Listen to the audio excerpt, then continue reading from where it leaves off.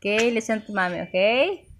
Our topic is what I learned about peace while being carried on my father's back. I have lived my life with just one thought. I wanted to bring about a world of peace, a world where there are no wars, and where all humankind lives in love. Perhaps some may say, how is it possible that you were thinking about peace even when you were a child? Is it so astonishing that a child will dream of a peaceful world? In 1920, when I was born, Korea was under forced occupation by Japan. Even after liberation in 1945, there came the Korean War, the Asian financial crisis, and numerous other difficult crises. For many years, the land of Korea has not been closely associated with peace, but this time of suffering and confusion were not matter related only to Korea. The two world wars, the Vietnam War and the wars in the Middle East, show that people in the world continuously treat each other with enmity, point guns at each other, and bomb each other. Perhaps for perhaps for people who experience this horror of blooded bodies and broken bones, peace has been something that could be imagined only a dream. Peace, though is not so difficult to accomplish, to begin with, we can find peace in the air we breathe, in the natural environment, and the people around us. As a child, I thought of the meadow as my home. As soon as I could wolf down my bowl of rice for breakfast, I would run out of the house and spend the entire day in the hills and stream. I could spend the day wandering about the forest with all the different birds and animals, eating herbs and wild berries, and I would never feel hungry. Even as a child, I knew that my mind and body were at this any time I went into the forest. Wow, yeah, Mama also really like the forest. I would often fall asleep in the hills after playing there. My father would be forced to come find me. When I heard my father shouting in the distance, Young Myang! Young Myang! I couldn't help but smile. Even as I slept, my name as a child was Myung. The sound of his voice would awaken me, but I would pretend to still be asleep. He would hoist me onto his back and carry me home.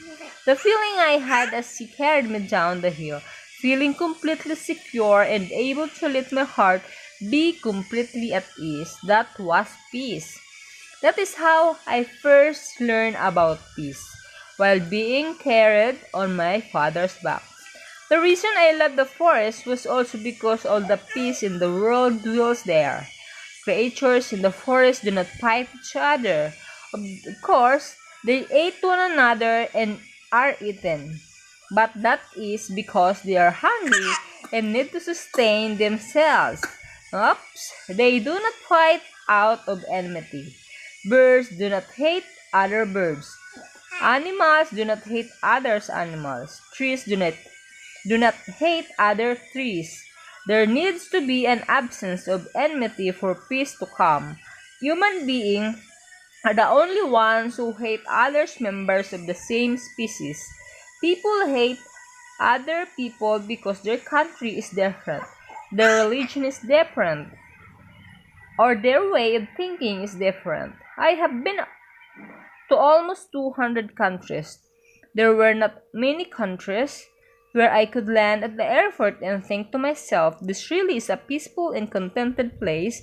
There were many places where, because of civil unrest, soldiers held their weapon high, guarding the airports and blocking the street. The sounds of gunfire could be heard day and night. Several times I came close to losing my life in places where I want to talk about peace. In today's world, there is an endless series of conflict and confrontation. Large and small, tens of millions suffer from hunger without food. Yet trillions of dollars are spent on weapons. The money spent on guns and bombs alone would be enough to end hunger for everyone.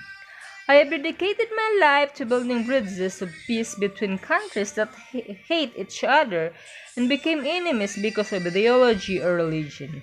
I created forums where Muslims, Christians, and Jews could come together. I worked to reconcile the views of the United States and the Soviet Union when they were at odds with each other over Iraq.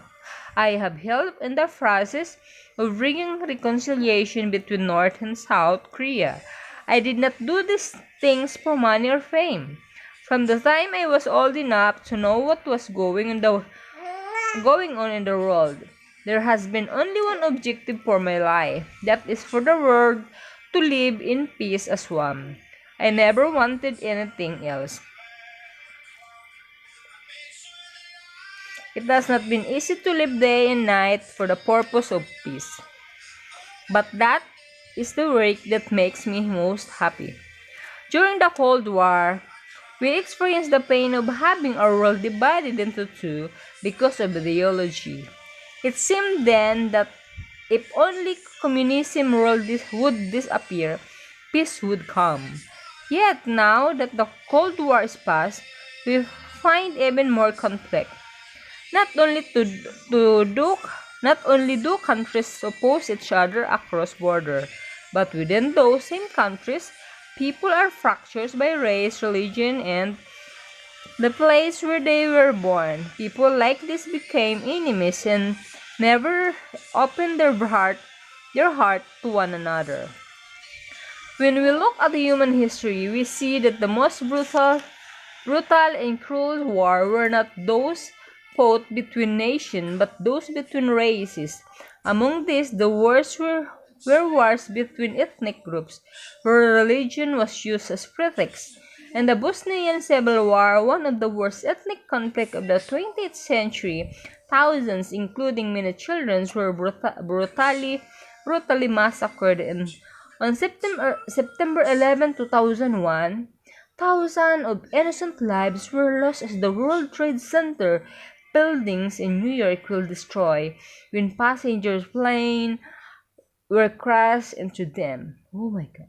Recently, too, in the Gaza Strip in Palestine, as well as in southern Israel, hundreds have lost their lives as a result of intense conflict there. Homes have been destroyed and people are living in the brink of death. All this is the grim result of conflict between ethnic groups and between religion.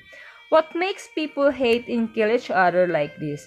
Of course, there are many reasons.